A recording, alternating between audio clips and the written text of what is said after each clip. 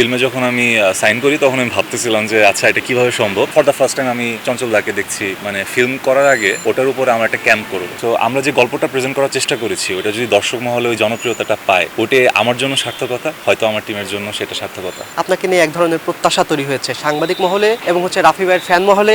তো এটাকে কিভাবে দেখছেন? আসলে চাপের মধ্যে আছেন কি কোনো? এখন তো চাপের মধ্যে নাই, যখন কাজের মধ্যে ছিলাম তখন চাপের মধ্যে ছিলাম, কারণ এটা দি রায়হান রাফির সেট, রাইট? সো ওইটার অনেক বড় রেসপন্সিবিলিটি, ভাইয়ের এক্সপেকটেশন বা সেটের এক্সপেকটেশন বা আমাদের গল্পের যে একটা যে মেইন মিনিংটা, যেটা এটাকে আসলে প্রপার ওয়েতে এক্সিকিউশন করতে পারবো কি পারবো না, এই চাপে ছিলাম আসলে, সত্যি কথা বলতে। আর যেহেতু এটা আমার ফার্স্ট টাইম ফিল্ম, তো ডেফিনেটলি খুব এক্সাইটেড ছিলাম, খুব নার্ভাসও ছিলাম। ইনশাল্লাহ আসলে টিম এতটা সাপোর্টিভ ছিল, রাফি ভাই অনেক বেশি ফ্রেন্ডলি আমার সাথে, বা ইউনিটি খুবই ফ্রেন্ডলি ছিল, হয়ে গেছে আর কি। That's it. RICL TMX, যুগের পর যুগ স্থাপনা থাকে মজবুত।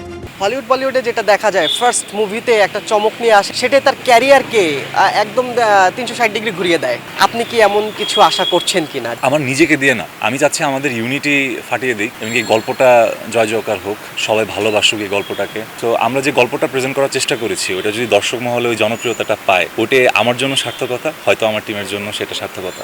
এইটা কোনো প্রেশার ছিল যে আসলে এত বড় তারকার সামনে কিভাবে দাঁড়ানো? নার্ভাসনেস একটা কাজ করে, আপনার ভিতরে কি কাজ করেছিল কিনা এগুলো? ফিল্মে যখন আমি সাইন করি তখন আমি ভাবতেছিলাম যে আচ্ছা এটা কিভাবে সম্ভব, কিন্তু আমাদের প্রডিউসার তাকিব চৌধুরী ভাই বা আমাদের ইউনিট রাফি ভাই সহ একটা প্ল্যান করে যে আমাদের প্রি প্ল্যান একটা ক্যাম্পিং করব, মানে ফিল্ম করার আগে আমরা প্রস্তুতি পর্ব ফিল্মের, ওটার উপরে আমরা একটা ক্যাম্প করব। এই জিনিসটা আমার কাছে খুবই স্পেশাল লেগেছে, ইভেন কি আমাদের ইউনিটের অনেক বেশি হেল্পফুল হয়েছে যে আমাদের ফর দ্য ফার্স্ট টাইম আমি চঞ্চল দাকে দেখছি বা আরও অনেককে দেখছি, বা মনোর ভাই ছিল, তো রাফি ভাইয়ের সাথে একটা আন্ডারস্ট্যান্ডিং, সো একটা আইস ব্রেক আমাদের মধ্যে হয়ে গেছে বা আমারও হয়ে গেছে সেটা। তো যখন এটা হয়েছে তখন ওই নার্ভাসনেসটা একটু কমছে। আর এখানে যারা যারা ছিল সবাই অনেক ফ্যান্টাস্টিক ছিল, সবাই অনেক হাম্বল, সবাই অনেক ফ্রেশি ফ্রেন্ডলি ছিল আমাদের সেটে, তো হয়ে গেছে আর কি।